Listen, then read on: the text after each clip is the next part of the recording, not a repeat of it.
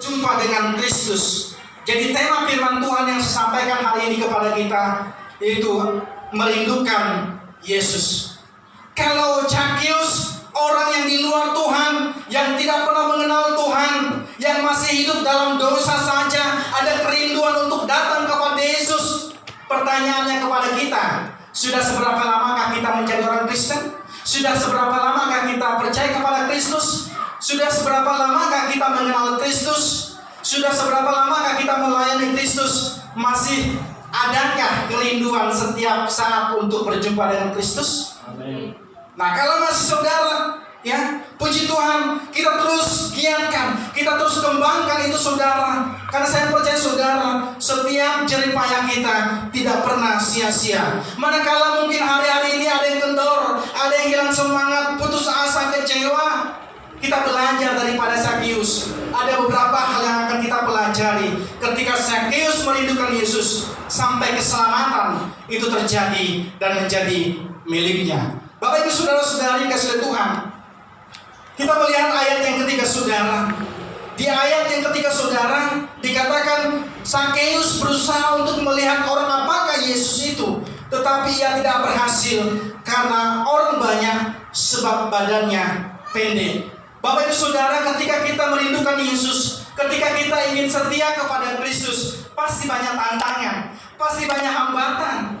Nah saudara, poin pertama saudara, ketika Zakheus merindukan Yesus, yang menjadi tantangan yang pertama kita lihat, ya, dia terhalang karena kondisi badannya pendek dan juga orang banyak. Tetapi saudara, tidak berhenti langkahnya, walaupun langkah-langkahnya dihentikan.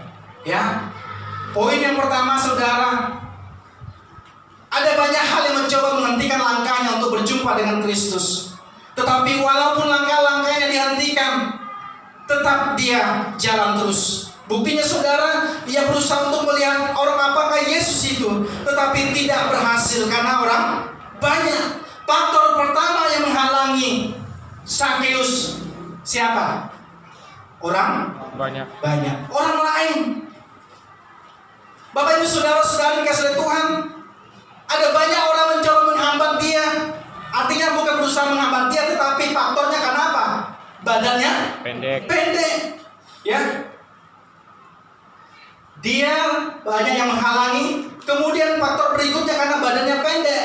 Seringkali juga yang menghambat kita untuk datang kepada Tuhan saudara, kadang-kadang faktor dari diri sendiri. Ya, biasanya capek, malas, tidak punya semangat. Bahkan kadang-kadang banyak dalih yang kita ucapkan kepada Tuhan. Saya nggak bisa ini, saya sibuk dan sebagainya.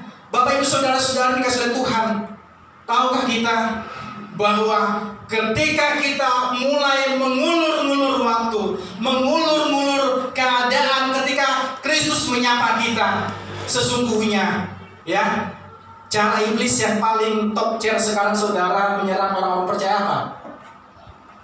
Menunda-nunda waktu. Ya, itu nanti aja lah, kan masih ada waktu. Tiba gilirannya waktunya, oh nanti besok aja kan masih bisa, besok lagi kan masih bisa. Saudara-saudari, ya. Jadi cara iblis untuk menunda, untuk menghalau kita, menghentikan langkah-langkah kita, salah satunya dengan kita menunda-nunda. Jadi Bapak Ibu saudara-saudari, ya, seringkali ada banyak hal yang menghalangi kita, seringkali banyak hal yang mencoba menghambat langkah kita, baik dari pihak luar maupun dari pihak diri sendiri saudara. Tetapi kita belajar daripada Zakheus, sekalipun langkahnya dicoba dihentikan, tetapi dia tidak berhenti. Bapak Ibu saudara-saudari dikasihi Tuhan, saya mau saksikan keberadaan kita, pelayanan kita di Toba saudara dipandang kecil. Kita di tempat ini tetap setia, ya, tetap berusaha untuk setia kepada Tuhan, terus kerjakan. Yang kedua saudara, ketika kita memiliki kerinduan kepada Kristus saudara, yang kedua kita lihat di ayat yang keempat dikatakan, maka berlarilah ia mendahului orang banyak, lalu memanjat pohon ara untuk melihat Yesus yang akan lewat di situ. Bapak Ibu saudara-saudari kasih Tuhan, ketika Zakheus menyadari ada banyak orang yang menghalangi langkahnya dan dia menyadari tubuhnya pendek, dia berinisiatif. Untuk apa? Kalau dia tetap berada di kerumunan orang banyak, dia tidak akan pernah melihat Yesus. Ya, dia tidak akan pernah. Tetapi dia berinisiatif. Jadi yang kedua saudara, ketika kita memiliki kerinduan kepada Yesus saudara, mari kita selalu mengembangkan kapasitas iman kita. Ya, iman itu perlu dilatih. Ya, iman itu perlu diuji. Dengan apa saudara? Banyaknya tantangan, sakit, penyakit, pergumulan-pergumulan. Kalau kita tidak aktifkan iman di hati kita saudara, ya, sekalipun Kristus melakukan mukjizat, tetap kita mengatakan Tuhan itu tidak baik. Tetapi sekalipun pergumulan-pergumulan ada banyak yang kita hadapi, ketika ada ucapan syukur, ada pengharapan, ada keyakinan Yesus pasti menolong. Ingat saudara, ketika kita belajar untuk mengembangkan kapasitas iman kita saudara, saya percaya apa yang tidak pernah dilihat oleh mata, yang tidak pernah didengar oleh telinga, bahkan yang tidak pernah muncul di hati kita, saya percaya Tuhan pasti sediakan. Sampai hari ini, mana lebih banyak yang kita terima dari Tuhan? Mukjizat pertolongan Tuhan atau kegagalan demi kegagalan? Mukjizat saya percaya saudara. Ya, kalau bukan karena Tuhan saudara, coba kalau seandainya tadi orang sakit di rumah sakit saudara, bisa bangun pagi melihat pagi hari itu mukjizat loh, ya kan? Tapi bagi kita yang sehat saudara, bangun pagi bisa makan semuanya bisa kita lakukan, itu menjadi biasa. Ya, tapi bagi orang-orang sakit bisa makan itu luar biasa. Mari kita menyadari setiap apa yang kita alami, yang kita lewati hari-hari ini, iman yang Tuhan taruh di hati kita, kita pergunakan, kita kembangkan, kita latihkan. Kita meyakini setiap apa yang dipercayakan Tuhan kepada kita. Mungkin hari ini kecil, tapi lihatlah ketika kita setia, ketika kita sungguh-sungguh, cepat atau lambat kita akan melihat hal-hal yang besar yang Tuhan akan berikan kepada kita. Itu yang kedua. Yang ketiga saudara-saudari yang dikasihi Tuhan, ketika Zakheus merindukan Yesus. Coba baca di ayat yang ke-5. Saya rindu satu orang membacakannya bagi kita. Ketika Yesus sampai di tempat itu, dia melihat ke atas dan berkata, Zakheus, segera turun, sebab hari ini aku harus menumpang di rumahmu. Nah, saudara, Bapak Ibu yang dikasihi Tuhan, ya, ketika Zakheus dia berusaha untuk mendahului orang banyak, dia naik ke atas pohon saudara.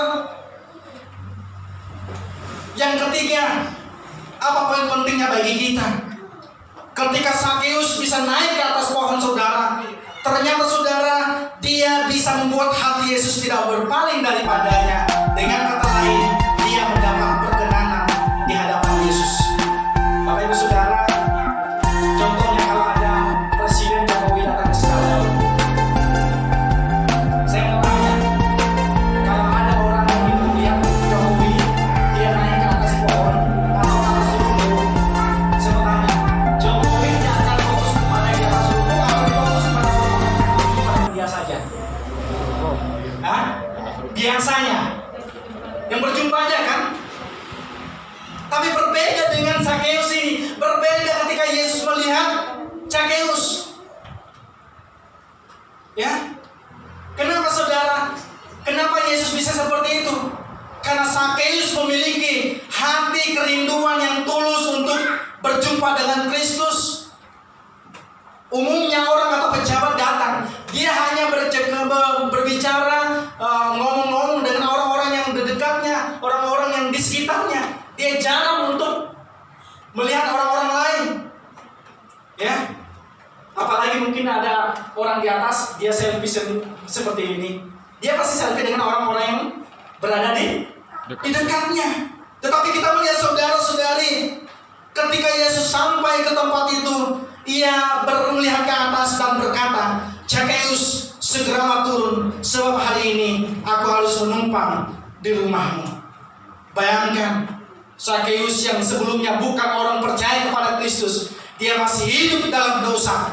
Tetapi ketika dia punya kerinduan, dia nggak langsung bertemu secara fisik dengan Yesus loh, jarak jauh. Tapi dia bisa mendapat perkenanan di hati Yesus.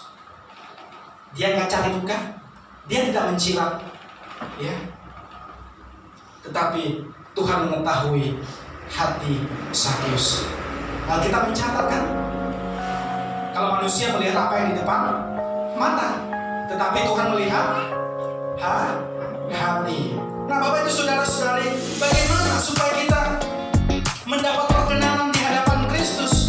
Ketika kita sudah menjadi orang percaya, ayo kita belajar hidup dalam ketaatan, hidup dalam kesetiaan, bertekunlah di dalam apa yang kau percayakan hari-hari ini. Percayalah Bapak Ibu Saudara, setiap apa yang kita lakukan hari-hari ini, Tuhan pasti memperhitungkan. Sama seperti Raja Hizkia, ketika ada seorang nabi datang kepadanya, kasih pesan kepada saudara-saudara keluargamu bahwa engkau akan mati. Kasih pesan, sampaikan pesan-pesanmu. Tapi ketika nabi itu pergi dan Hizkia beralih melihat diri, dia berkata, Tuhan, aku telah melakukan banyak hal kepadamu selama ini. Apakah engkau akan memberikan? Akhirnya Tuhan memberikan upahnya kepada Hizkia berapa? 15 tahun. Jadi Bapak Ibu Saudara-saudari yang dikasihi Tuhan, mari kita belajar membuat hati Tuhan tidak berpaling dari kita. Mari kita belajar membuat hati kita tetap terkenal kepada Kristus. Apapun tantangan halangan hari-hari ini, jangan sampai kita meninggalkan Kristus. Yang keempat, ayat yang ke-6, saya minta kembali satu orang baca.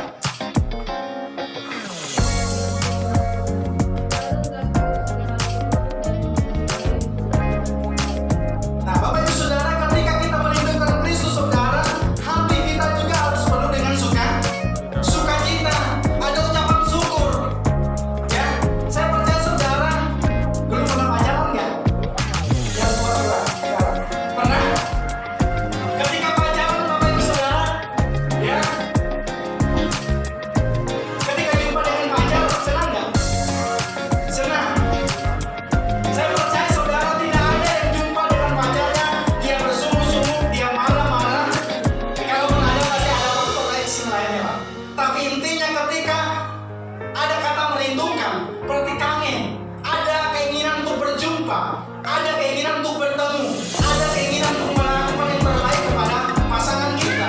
Bapak Ibu Saudara, kita adalah mempelai wanita dan Kristus adalah mempelai pria. Nanti suatu saat kita akan dibersunting oleh Kristus, Bapak Ibu Saudara. Jadi mari kita belajar untuk hati kita dipenuhi dengan ucapan syukur. Segala keberadaan apapun yang kita terima hari-hari ini, mari kita belajar untuk mengucap syukur. Apapun yang kita terima, yang kita dapat dari pekerjaan kita, tetaplah kita belajar mengucap syukur. Mungkin hari ini dapat sehari sekali, tetap mengucap syukur. Karena saya percaya Bapak Ibu Saudara, ada 3 hal di balik ucapan syukur. Yang pertama, ketika kita mengucap syukur, kita menuruti perintah Tuhan. Lawan ucapan syukur apa? Bersyukur. Belajar dari orang Israel, angkatan-angkatan yang lahir di tanah Mesir dimusnahkan oleh Tuhan. Kenapa? Karena mereka bersungguh sampai mengingat bahwa mempelai Tauma, apa-apa mereka ingat. Ketika di padang gurun, akhirnya apa? Maaf, Alkitab mencatat, hai kamu, kata firman Allah, firman Tuhan, orang-orang maaf, bahasa ini agak beri, dimusnahkan oleh Tuhan. Jadi yang masuk ke tanah perjanjian adalah angkatan-angkatan yang lahir di padang. Yang kedua saudara, apa berkat di balik ucapan syukur? Yang pertama tadi ketika kita mengucap syukur, itu tanda kita menuruti perintah Tuhan. Yang kedua saudara, mengucap syukur meningkatkan kualitas iman kita. Ketika kondisi keberadaan tidak menguntungkan, tidak seperti kita harapkan, saya percaya ketika kita belajar mengucap syukur, pasti ada kekuatan yang baru. Pernah nggak di kondisi yang begitu berat, kita berkata terima kasih Tuhan, aku tak percaya kepada ada kekuatan yang baru yang datang. Pernah merasakan? Saya percaya Bapak Ibu Saudara, ketika kita belajar melakukan itu, kita akan menerima. Yang berikutnya saudara, ketika kita mengucap syukur saudara, menjauhkan kita dari dosa. Ya. Kalau kita bersungguh kita tidak akan pernah mendapat berkat. Tapi sebaliknya kalau kita mengucap syukur, itu akan menjauhkan pribadi kita dari dosa.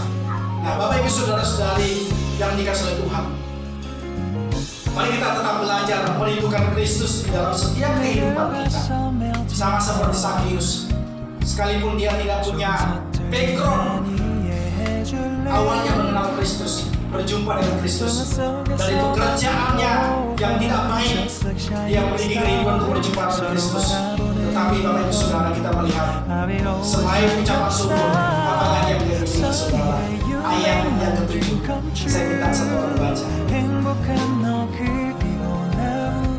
Silakan satu orang. 멈춘 시간 속 서로가 마주하는 이곳 I've been waiting for a love like this so 기분 좋은 바람 불어와 행복한 너 Nah, Bapak Ibu Saudara-saudari, 감싸고 yang kelima saudara, apa yang dilakukan oleh Sakeus? Atau ada apa yang dilakukan oleh orang-orang saudara? Dikatakan bahwa tetapi semua orang melihat hal itu bersungguh-sungguh, katanya ia menumpang di rumah orang berdosa. Ketika kita punya kerinduan kepada Kristus saudara, saya katakan Sakeus dia tidak tersandera dosa. Masa lalu Sakeus seperti apa? Kita berdosa. Tetapi ketika dia menerima Kristus masuk ke rumahnya, menumpang di rumahnya, makan bersama, ada banyak orang-orang menjemur, ada banyak suara-suara mengatakan Yesus menumpang di rumah orang berdosa. Siapa berdosa? Sakeus. Saya mau tanya, apakah Sakeus peduli dengan kata-kata itu? Dia tidak tersandera dosa masa lalu. Kita semua punya masa lalu saudara. Kita semua apalagi sebelum kita mengenal Kristus, tapi percayalah, ingat Bapak Ibu Saudara, ketika kita percaya kepada Kristus, memandang kepada Tuhan, hal-hal yang besar akan persediakan. Bapak Ibu Saudara, ketika kita bawa mobil, mana lebih besar, kaca spion atau kaca depan? Kaca depan ya. Ada yang bawa mobil selalu lihat kaca spion? Ada nggak? Yang selalu tidak ada kan? Kita lebih bagus ke kaca spion atau kaca depan? Kaca depan. Mengapa Bapak Ibu Saudara? Ya, fokus kita ke depan, memandang ke depan.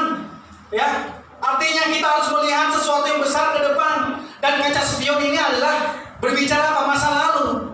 Ya, kita harus hidup untuk masa depan. Jangan kita hidup di masa lalu. Kita lihat kaca spion sekali-kali nggak apa-apa. Oh, ketika kejadian ini, ya kita mengoreksi, kita belajar yang baik, kita lakukan, yang tidak baik jangan kita lakukan. Tapi kalau kita fokus kepada kaca spion, saya percaya masuk jurang, pasti mati, kecelakaan. Dan saya percaya ketika kita hidup di masa lalu, walaupun sekarang kita tidak akan pernah melihat keberhasilan, kita tidak akan pernah melihat pemulihan, dan kita tidak akan pernah melihat pertolongan Tuhan yang luar biasa. Jadi fokuslah untuk hidup di masa depan. Jangan fokus di hidup di masa lalu. Yang masa lalu biarlah berlalu. Sesungguhnya yang baru sudah datang, kata firman Tuhan. Jadi Bapak Ibu Saudara-saudari yang dikasihi Tuhan, hari-hari ini kalau kita melihat ada banyak orang hidup dalam penyesalan, menjalani hidup dalam penyesalan di masa kini karena salah mengambil keputusan di masa lalu. Hari-hari ini ketika kita diberikan pilihan untuk mengambil keputusan-keputusan yang penting, hati-hati. Jangan sampai suatu saat kita hidup dalam penyesalan karena kita salah mengambil keputusan di masa kini. Ya, ketika kita salah mengambil keputusan di masa lalu dan hari-hari ini kita hidup dalam penyesalan, apakah Tuhan tidak turut campur tangan? Tuhan juga pasti menolong, menopang dan memberikan kekuatan. Dan biarlah kehidupan kita Bapak Ibu Saudara-saudari, ya, ketika kita sudah hidup di masa lalu, masa depan, jangan lagi kita mengingat masa lalu kita. Sakeus dia tidak peduli. Bahkan semakin orang-orang mengatakan Yesus menumpang di rumah orang berdosa, apakah Sakeus mundur? Tidak. Coba lihat di ayat yang ke-8. Dikatakan demikian, Tetapi Zakheus berdiri dan berkata kepada Tuhan, Tuhan, setengah dari milikku akan kuberikan kepada orang miskin, dan sekiranya ada sesuatu yang kuperas dari seseorang akan kukembalikan 4 kali lipat. Apakah Zakheus menyerah? Sebaliknya dikatakan apa? Dia memiliki hati yang rela berkorban. Dia berkorban harta, dia juga berkorban apa? Perasaan. Sakit nggak kalau selalu dicemooh oleh orang? Sakit. Kalau orang berdosa nggak layak datang ibadah. Kalau orang berdosa nggak layak melayani. Ingat, itulah pekerjaan iblis yang selalu mengintimidasi kita. Tapi lihat Zakheus, sekalipun ada banyak tantangan yang terjadi, hambatan bukan hanya 1-2 kali saudara, ada banyak. Tetapi semakin dia percaya kepada Kristus, ketika dia berjumpa dengan Kristus, ada perubahan. Dia berani berkorban. Dia berani berkorban. Bukan hanya apa yang dia telah ambil dia peras, tetapi 4 kali lipat dia akan kembalikan. Ya, dia akan kembalikan.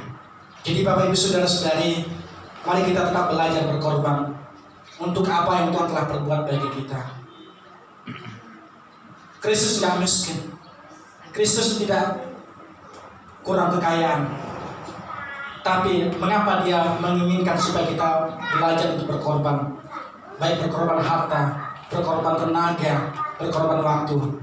Karena dia ingin sebagai orang percaya kita terlibat dalam melayani pekerjaannya di muka bumi ini. Jadi Bapak Ibu Saudara-saudari, yang terakhir, ayat yang ke-9, kita sama-sama baca. 1, 2, 3. Kata Yesus kepadanya, hari ini telah terjadi keselamatan kepada rumah ini, karena orang ini pun anak Abraham. Bapak Ibu Saudara-saudari, yang terakhir, nilai keselamatan jauh lebih penting dari jabatan, kekayaan, dan dari apapun juga. Ya, nilai keselamatan jauh lebih penting dari apapun yang kita miliki. Zakheus meninggalkan semuanya demi dia berjumpa dengan Kristus. Sama seperti dalam firman Tuhan di doa pembukaan tadi dikatakan bahwa malahan segala sesuatu kuanggap rugi karena pengenalan akan Kristus Yesus Tuhanku lebih mulia daripada semuanya. Oleh karena dialah aku telah melepaskan semuanya itu dan menganggapnya sampah supaya aku memperoleh Kristus. Ini ungkapan Paulus kepada jemaat di Filipi. Jadi orang-orang yang belajar setia kepada Tuhan, orang-orang mengenal Kristus harus rela menanggalkan segala-galanya. Bapak Ibu Saudara-saudari dikasihi Tuhan, sama seperti ketika keberadaan kami di Toba, ada banyak kita bergumul. Apapun yang kita miliki hari-hari ini, itu tidak ada artinya dibandingkan dengan nilai keselamatan. Mari keselamatan lebih utama, lebih prioritas dalam hidup kita. Mari kita tetap merindukan Kristus di dalam kehidupan kita. Amin. Untuk